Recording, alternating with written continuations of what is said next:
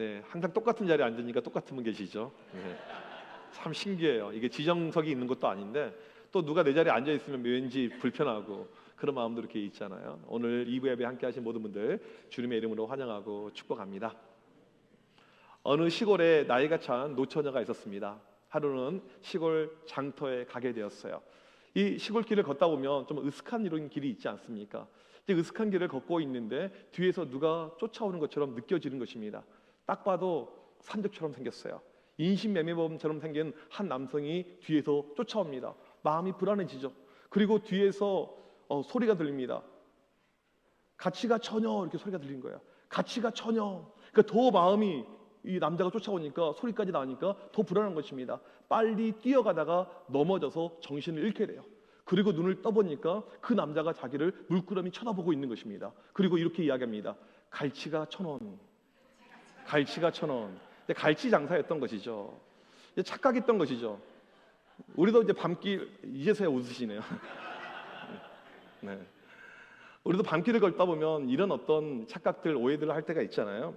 인터넷에 보니까 남자들이 하는 착각을 이렇게 써놨어요.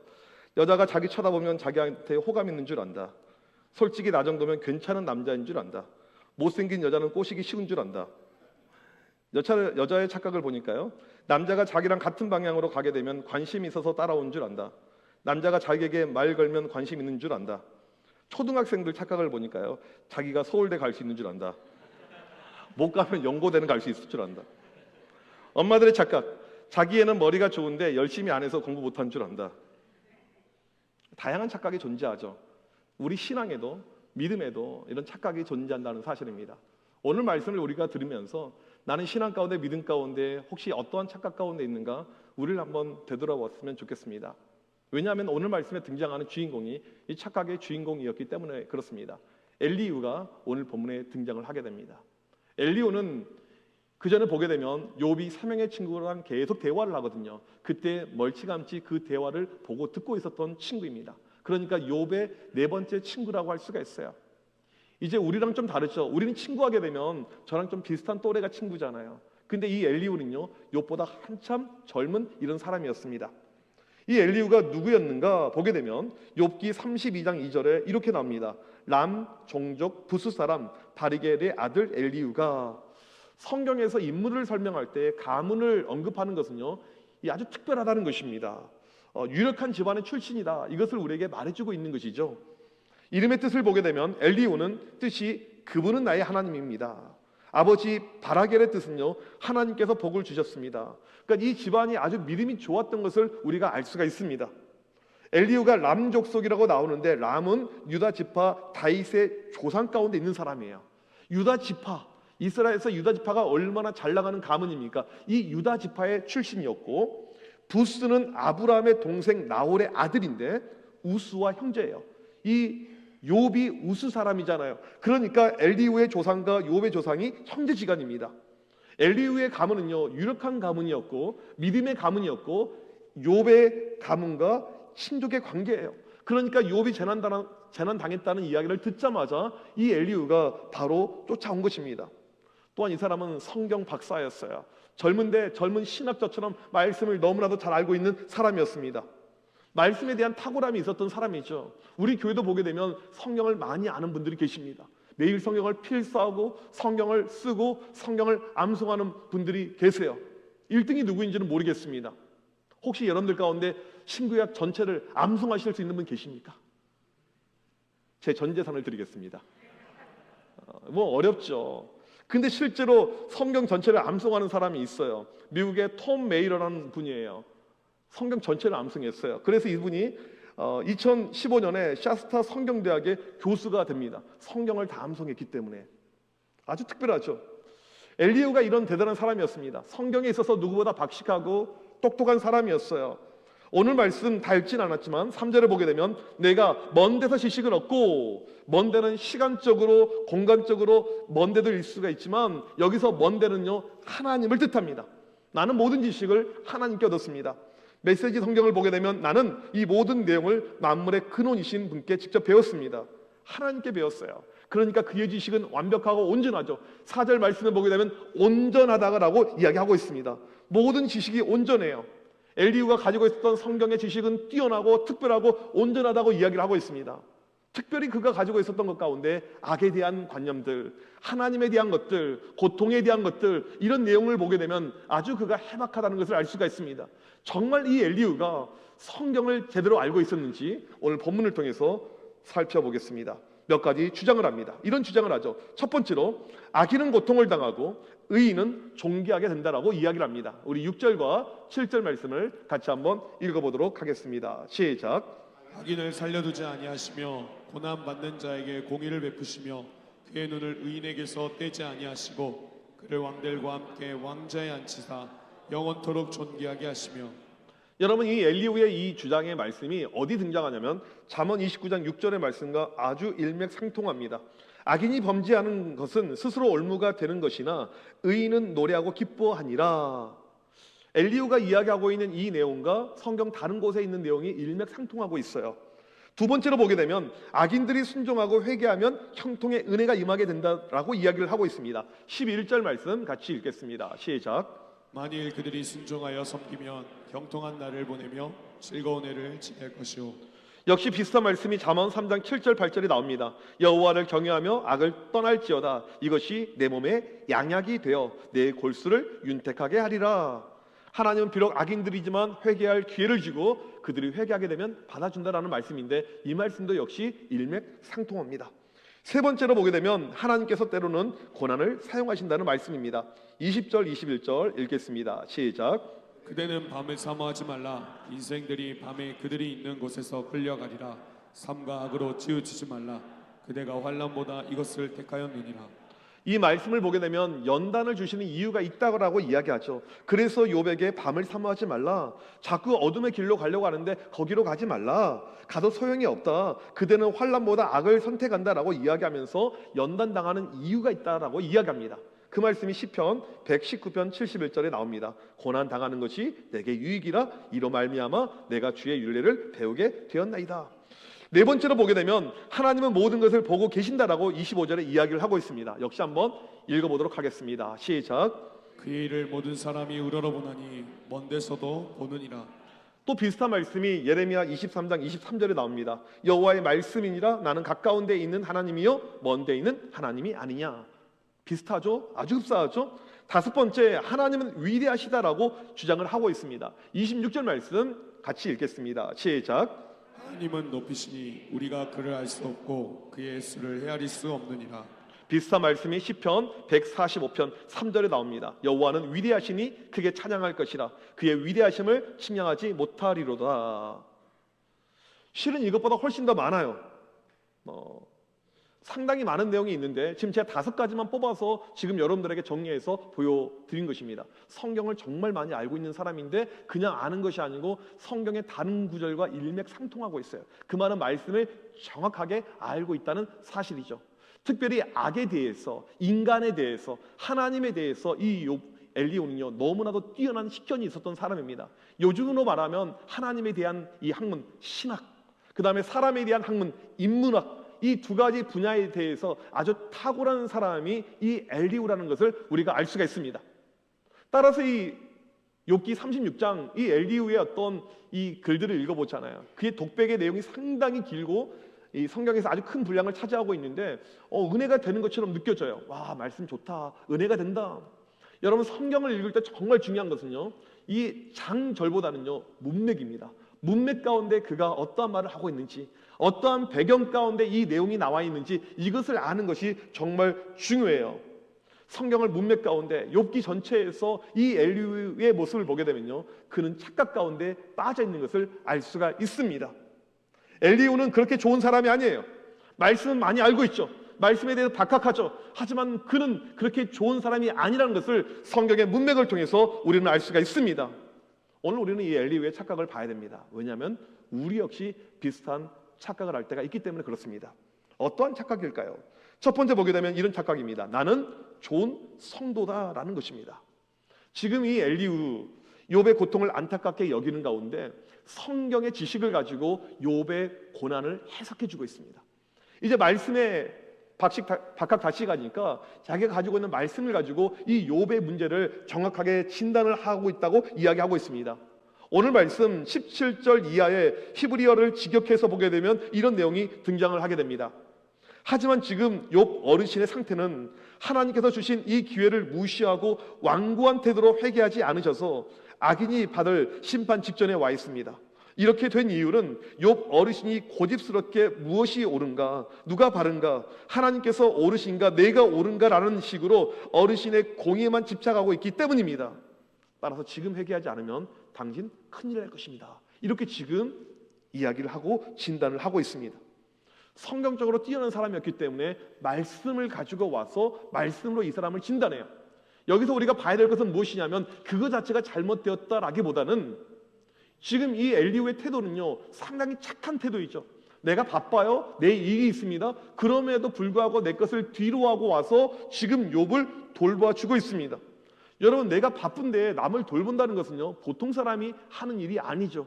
우리 교회도 보게 되면요 정말 내 일을 뒤로하고 주의 일에 섬긴다든지 또 남을 돕는 이런 분들이 계십니다. 정말 착하시고 훌륭한 분이에요.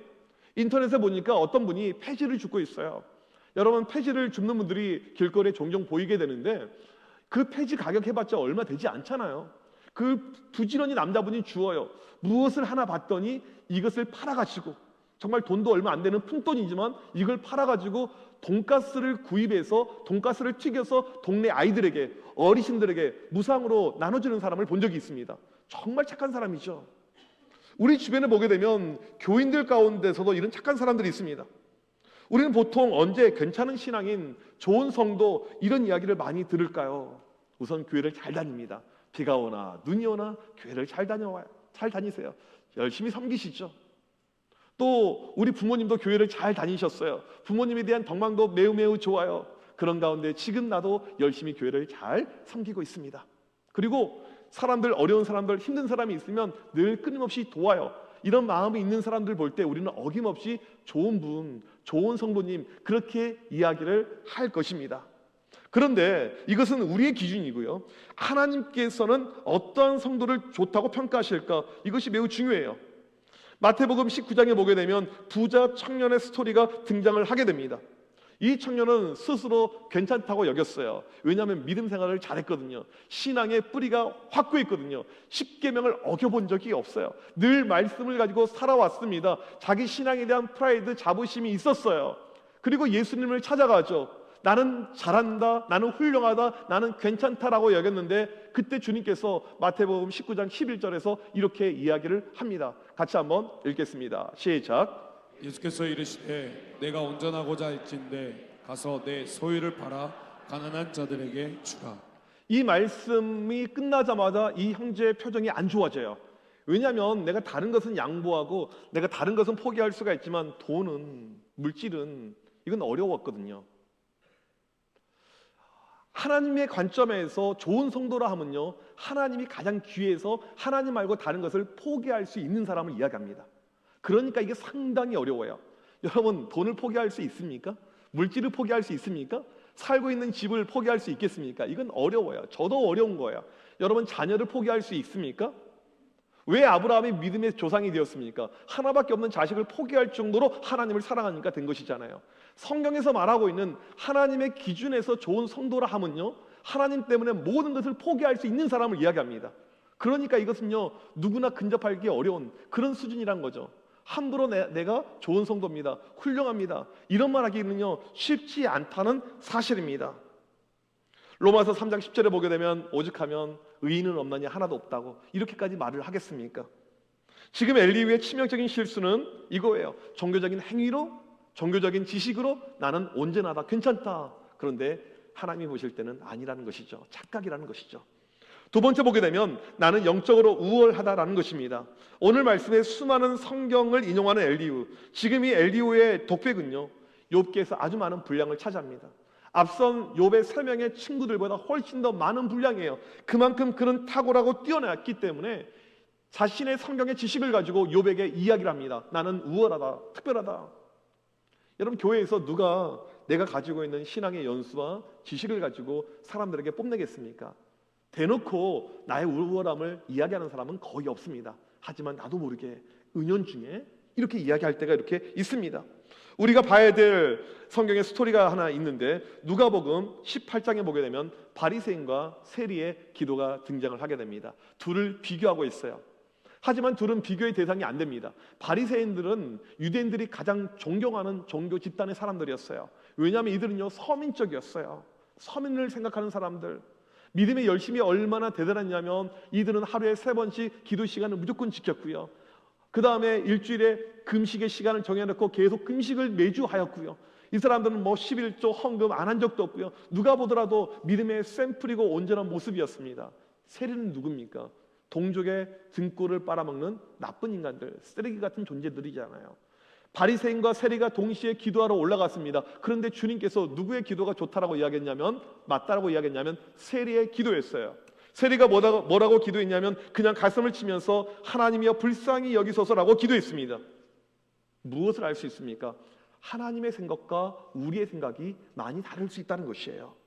나는 모태신앙입니다. 나는 청감교회에서 오랜 신앙생활을 해왔고 나는 이렇게 직분이 있고 나는 믿음이 좋습니다. 여러분, 이것이 우리의 착각일 수 있다는 사실입니다. 지금 엘리후가 이렇게 착각하면서 욥을 바라보고 있습니다. 우리의 신앙이요, 우리의 믿음이 바로 서기 위해서 필요한 것은요, 착각에서 벗어나는 것입니다.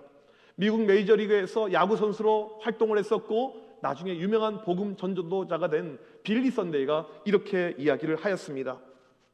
교회 간다고 저절로 그리스도인이 되는 것이 아니다. 차고에 간다고 해서 저절로 자동차가 되지 않는 것처럼 말이다. 우리는 주일날 교회에 내가 오고 예배 드리고 빠짐없이 열심히 신앙생활하니까 좋은 성도라고 생각할 수가 있습니다. 신앙은요, 믿음은요, 우리가 생각하는 것처럼 그렇게 쉽게 단순하게 만들어지지 않습니다. 나는 훌륭하고 나는 괜찮고 이 정도면 부족함이 없다라고 생각하는데 하나님은 그렇게 생각하지 않을 수 있다는 사실입니다. 유명한 철학자 키에르 케로고르가 쓴 이방인의 염려라는 책이 있습니다.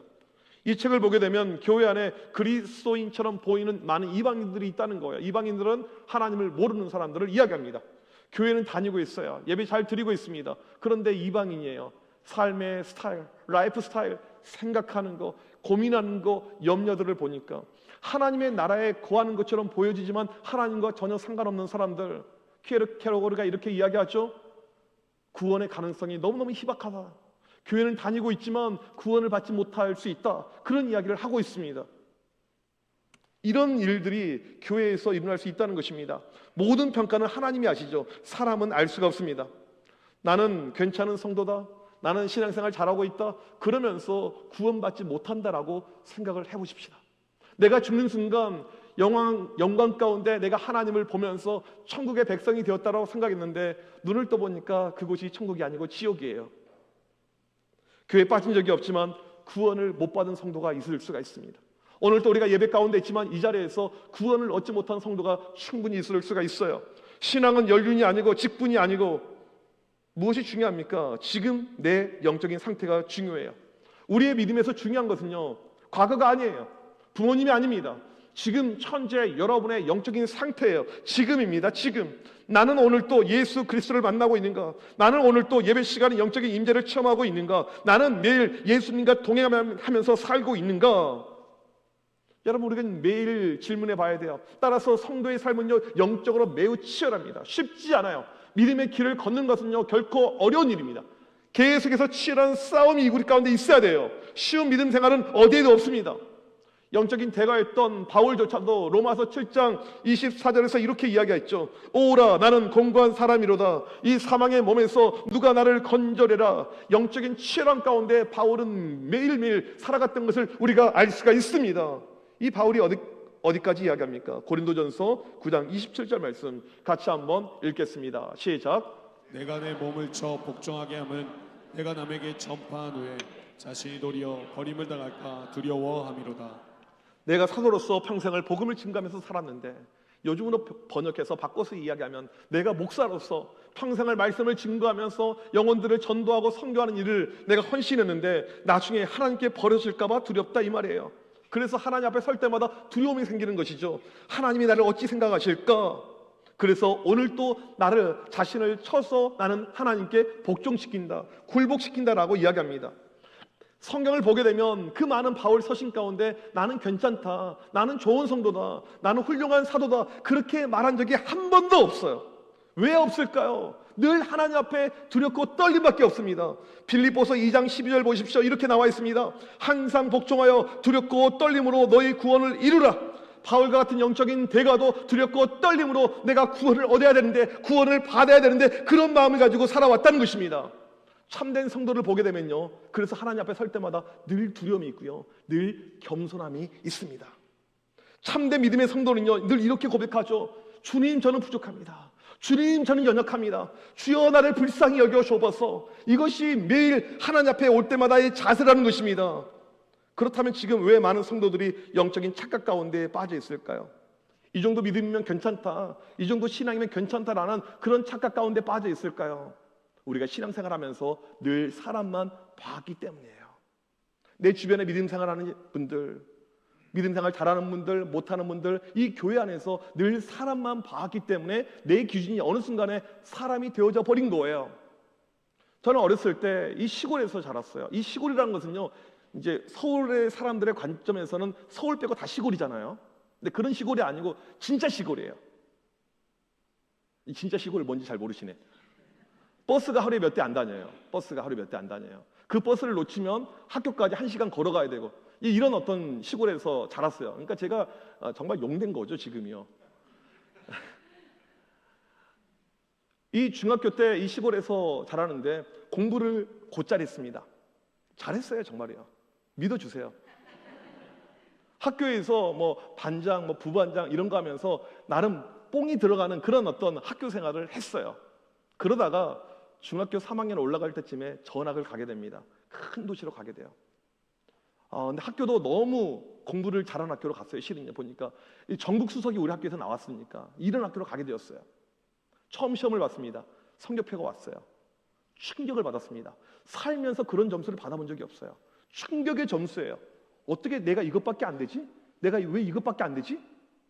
여러분, 제 진짜 실력이 전에 것이 진짜 실력입니까? 지금 것이 진짜 실력입니까? 지금 것이에요. 이거 보니까 이건 대학도 못 갈 것 같아요. 우리가 성도로서 이 땅을 살면서 이런 착각 가운데 빠질 때가 있다는 것이죠. 내가 교회에서 보니까 이 정도면 괜찮은 것 같은데, 이 정도면 뭐 믿음 생활 잘하는 것 같은데, 우리의 관점이, 우리의 눈이 하나님을 향해 있어야 되는데 늘 사람을 보니까 이 정도 교회에서는 괜찮은 것 같아. 모든 것을 낮게 평가하면서 낮은 수준 가운데 살아올 때가 많이 있다는 것이죠. 우리 아이들의 믿음도 마찬가지예요. 우리 교회 아이들 착하잖아요. 여러분, 착한 것은 믿음이 아니에요. 영적인 야성이 있어야 되죠. 부르짖음이 있어야 되죠. 스스로 하나님께 나올 수가 있어야 되죠. 우리 교회 아이들 이 정도면 믿음 생활 잘할 것 같은데, 실은 이번 기독신문에 우리 교회 기사가 이만큼하게 나왔어요. 진짜 과장하지 않고. 다음 세대는 청암교회로 가라. 기사 타이틀이 그래요. 읽어보면 기분이 좋죠. 근데 한편으로는 제 마음 가운데 씁쓸함이 있어요. 우리 교회 그 정도 아닌데.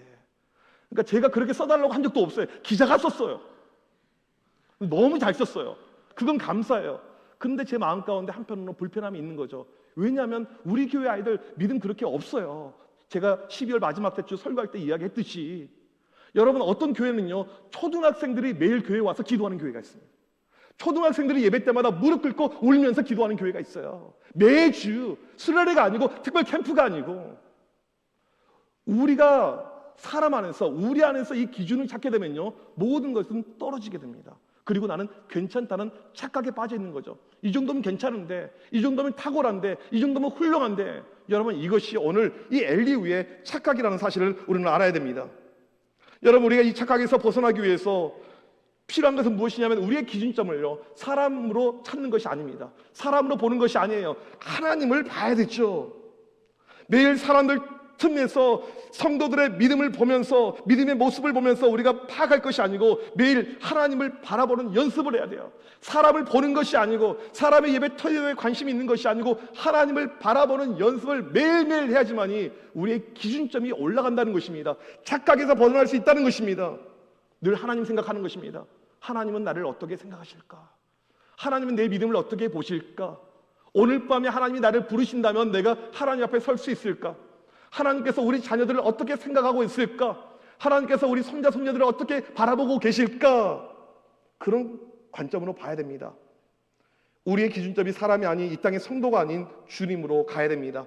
영적인 착각에서 벗어나기 위해서 매일 주님 앞에 나아가는 법이 우리에게 있어야 된다는 것입니다. 그래서 우리에게 중요한 것은요, 기도의 골방이에요. 나와 하나님과의 독대하는 그 기도의 골방 시간이 매일 있어야 돼요. 그렇지 않으면 사람을 계속 보게 됩니다. 실은 주일날 우리가 일주일에 한 번 예배를 드릴 때 여전히 사람이 보여요. 이 권사님, 이 장로님, 이 집사님 보입니다. 그리고 그게 기준점이 될 때가 많아요. 늘 하나님 앞에서, 늘 주님 앞에서 이 독방에서 내가 기도하면서 하나님을 찾을 수 있는 모습이 우리에게 필요하다는 것입니다. 기도의 골방에 가게 되면 사람이 보이지 않고 주님이 보이게 됩니다. 그리고 우리의 기준점이 올라가게 되는 거예요. 따라서 이 기도의 골방 가운데 있는 사람은요, 나는 괜찮다, 나는 특별하다, 믿음 생활 잘한다라고 감히 말을 못해요. 늘 하나님 앞에 서게 되면요, 사도 바울처럼 두렵고 떨림이 생기거든요. 부족하고 연약함이 내 가운데 보이게 되거든요. 엘리후처럼 내가 성경이 지식이 많은데, 신앙의 연수가 많은데, 이 정도인데 감히 그런 말을 할 수가 없는 것이죠. 2024년도가 우리에게 새롭게 시작이 되었습니다. 여러분, 혹시라도 우리 가운데 영적인 착각 가운데 빠진 성도님들 없기를 간절히 소망합니다. 매일 하나님을 바라보면서, 주님을 바라보면서, 주님, 제가 부족합니다. 주님, 제가 연약합니다. 오늘 나에게 은혜를 주시지 않으면 내가 온전히 살 수 없습니다. 여러분, 그런 주님을 바라보는 온전한 믿음을 갖길 주님의 이름으로 간절히 축복합니다. 우리 시간 자리에서 일어나셔서 함께 이 찬양 고백하길 원합니다. 하나님의 사랑을 사모하는 자, 하나님의 평안을 바라보는 자, 너의 모든 것 창조하신 우리 주님이 너를 얼마나 사랑하시는지, 이 시간 우리를 향하신 주님의 사랑을 우리가 느끼면서, 주님, 이 시간 나는 주님을 바라보길 원합니다. 주만 바라볼지라. 우리 찬양하겠습니다.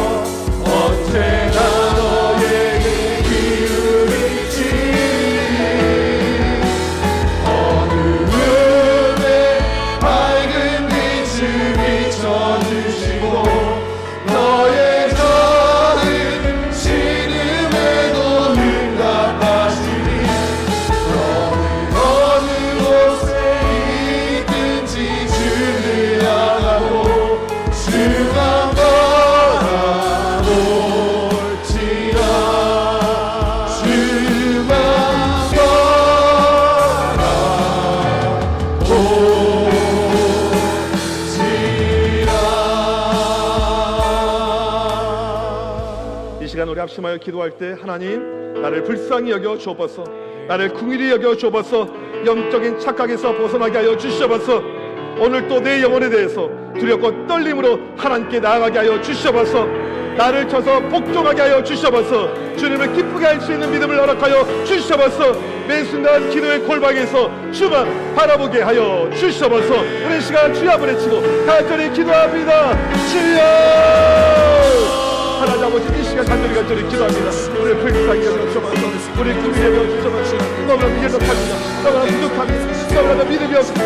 저희 시간 간절히 기도할 때 오늘 또 하나님을 바라볼 수 있는 온전한 믿음을 우리 가운데 허락하여 주시면서 믿음의 주여 온전히 하시는 예수 그리스도를 바라볼 수 있는 온전한 믿음 삶의 믿음을 우리 가운데 허락하여 주시면서 주를 보게 하여 주시면서 주만 바라보게 하여 주시면서 기도의 골방을 지키게 하여 주시면서 기도의 자리를 지키게 하여 주시면서 영적으로 깨어있게 하여 주시면서 하나님 부족함을 인정하며 우리의 연약함을 고백하며 오늘도 오지랖 믿음을 가지고 살게 하여 주시면서 영적인 눈이 열리게 하여 주시면서 믿음의 깊이가 생겨나게 하여 주시면서 엘리의 이러한 착각한 모습 그 착각에서 우리가 벗어나게 하여 주시고 간절히 기도할 때 믿음으로 수련하며 믿음의 길을 걸어가며 오늘 또 하나님 보시고 온전한 믿음 합장한 믿음 착하고 충성된 정리하는 우리가 이야기를 들을 수 있는 그런 믿음을 가져주시고 인도하여 주옵소서.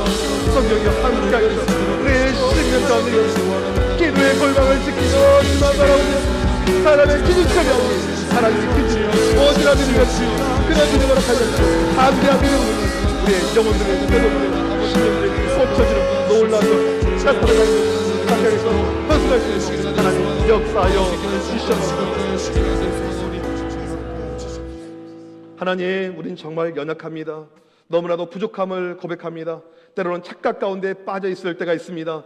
하나님 이 시간 간절히 기도할 때 우리 모두 영적으로 깨어나는 영적인 자각이 우리 가운데 일어나게 하여 주시옵소서. 우리 교회 안에 교회 다니면서 구원 얻지 못하는 성도가 없게 하여 주시옵소서. 늘 두렵고 떨림으로 우리의 구원을 이뤄가게 하여 주시옵소서. 매 순간 두렵고 떨림으로 주만 바라보게 하여 주시옵소서. 오늘 또 기도의 골방을 찾으며 주님께 나아가는 주의 모든 백성들 되게 하여 주시옵소서. 지금은 우리 주 예수 그리스도의 크신 은혜와 하나님 아버지의 무한하신 사랑하심과 성령님의 유료교통하심이 기도의 골방에서 매 순간 주만 바라보기를 원하는 주의 모든 백성들 머리머리 위에 지금부터 영원토록 함께 있을지어다. 아멘.